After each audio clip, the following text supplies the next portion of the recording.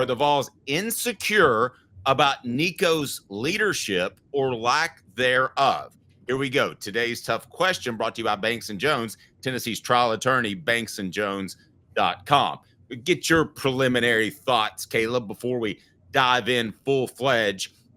Were you surprised that Tennessee had a retort to J.D. Pickles' report that Nico needs to be more of a vocal leader? I was stunned to see that they were available. Now, they may have been already scheduled to talk. I'm not saying they weren't, but I know that UT usually doesn't send out player quotes. They sent out player quotes for Nico, and you had Joey Halzle available, and they addressed his leadership. What did you make of Tennessee's response to just a report by a guy who's only been doing this for a little bit? No offense, JD Pickle. Yeah, I was really shocked that they brought it up too. And I got to be honest, my first reaction was, why would you address public outside noise? But as we'll get to it, because we talked a little bit in the morning, so I think we're a little bit on opposite sides on this, not to telegraph too much, but I think there's a little bit of method to the madness of what they're doing, and I'm not so sure it's a problem. Okay. I like that. Today's tough question brought to you by Banks & Jones, Tennessee's trial attorney, banksandjones.com. Are the Vols insecure about Nico Iamaleava's leadership or lack thereof? Today's tough question. Boom. You heard that. Now, take it. The Dave Hooker Show with Caleb Calhoun. Represented by T. Scott Jones, banksandjones.com, Tennessee's trial attorney. From the Ted Russell Ford Lincoln Studio, East Tennessee's #1 volume and customer service dealer, Ted Russell Ford and TedRussellLincoln.net. Now to the Dave Hooker Show on Off the Hook Sports. Okay, do you think they're insecure about Nico Iamaleava's leadership? No, I don't. I think they're insecure about something else, which is the perception of Nico Iamaleava nationwide. I think Tennessee is I don't think Nico Iamaleava is where they want him to be. I think they want him to get better in terms of leadership. I'm not here to deny that. But I think he's progressing in the way they want him to. I think he has, as mentioned on the message board, he held all-season workouts with Mike Matthews in California. It sounds like he's been directing all-season workouts. That's kind of what you want to see from your quarterback. When the coaches aren't there, we got to work on this on our own. I hear that he has taken more of a vocal role in different moments, but the reason the coaches address and wanted Nico to address the J.D. Pickle comments was this. I think that came from Danny White. I think the concerns about Nico have sparked a level of apathy among the Tennessee Vols football fan base that they don't want to see be there. And I think they are trying to I think they're going to address more media reports as the year goes on to let fans know, hey, everything's okay. We're on track. I think there was a lot more excitement last year. I think even though Tennessee made the playoff, I think losing in the first round the way they did, combined with Nico not looking like what we all thought he was going to look like, has produced a level of all-season apathy that the coaches and the administration did not want to be there. So they're trying now to alleviate every concern about that apathy possible right now. Okay, I think they're insecure. I think somebody leaked that to J.D. Pickle, and it was probably a coach. Listen, when you have a national audience like J.D. Pickle, and somebody said I'm mispronouncing his name. How do you pronounce his name? I thought it was Pickle. Is it Pickle? Yeah, I thought it was Pickle too. Okay, so when you have a national audience like that, and I know because I worked for ESPN for 2 years, you make a phone call and usually get a phone call back. It's way different than even being the local media who have a relationship with the coaches. We have a relationship with the program, but still, you make a phone call, you probably get some better info than you would otherwise. So I think somebody first tipped that off to J.D. Pickle. And I think this was very orchestrated in that they came out and addressed it from the get. I think they want to put more heat on Nico. I think that they expect him to respond positively to it. And if he doesn't, then Tennessee's got a real problem on their hands, because they can talk all they want to about how well Jake Merklinger has played in spring camp. But let's be honest, if he didn't pass Gaston Moore last year, he's not going to be ready to pass Nico a year behind. If what I think is true, and I could very well be wrong, Tennessee's got a problem on their hands. Now, you don't believe that's true. So yeah, I don't think it's true. And again, I think there's a possibility that what they're doing is Tennessee could have leaked that to JD Pickle themselves. Oh, I believe they did. I think the coaches could have been behind it, because they wanted to they want Nico to see the press clippings. That's exactly what I believe happened. Oh, you believe that happened? Okay. Yes. All right. Okay. I think that could be just part of their method to their madness, though. I think they could be happy with Nico's progression, but they still want to add a little more to it. Let's be fair here. Nico was dealing with, we talked about this yesterday. Certain intangibles, spring a lot of times is about developing intangibles. We talked about this yesterday. In 98, when the coaches took the practice jersey off T. Martin, they needed T. Martin to embrace getting hit. You couldn't just coach that, right? Like, they had to have him embrace getting hit. Guess what? He did. T. Martin embraced contact by the time the season started. And so I think part of this is that there's this idea of leadership. You either have it or you don't. I think it really depends on, I think it depends on how things go and what you can do. I think a quarterback naturally has a certain level of leadership. No matter what the quarterback is, they already have a certain base because they're calling the plays in the huddle, right? So at the end, even in the no huddle, like Nico's calling the plays at the line of scrimmage. So there's already a level of leadership that has to be there. I think last year with Dylan Sampson, Cooper Mays, and Brew McCoy so vocal, there just wasn't an avenue for Nico to step in and be that leader. And so I think spring practice is kind of the way to get Nico used to it. But I don't think it's necessarily a problem right now. And I think the biggest reason they're playing the media and addressing it is, again, I think they want fans to see the fact that they're pushing Nico to be the leader.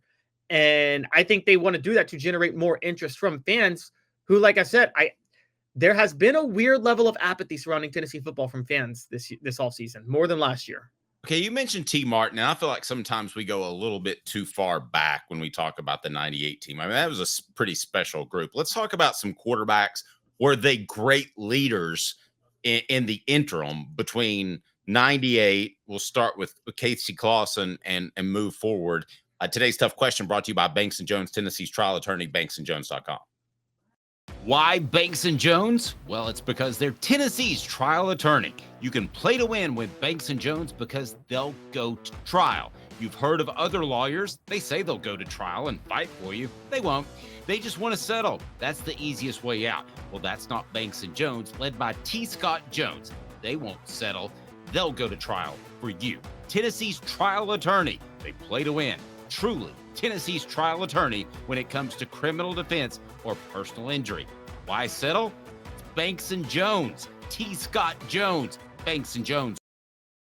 Thanks for the birthday wishes. Our poll question, are you worried about Nico's leadership? Yes, too quiet. No, he can handle it. Well, that's kind of changing today's tough question a little bit, Caleb. Where do you stand on that?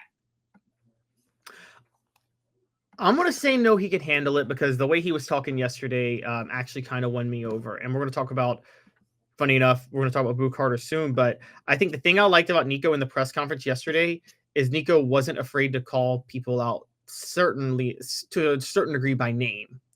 I mean, Nico was the one that's like, Boo Carter's talking, man.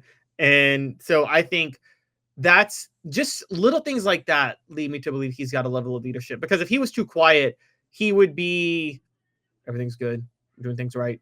You know what I mean? Maybe you read it different. I kind of read it as that, as, yeah.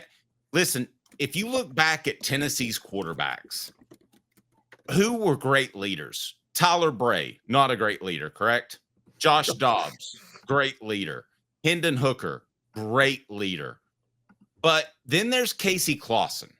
And I'm going to compare Nico to Casey in their approach to the game. I think they take care of their business. Yes, they'll get in somebody's face if they have to, but I don't think it's their natural personality.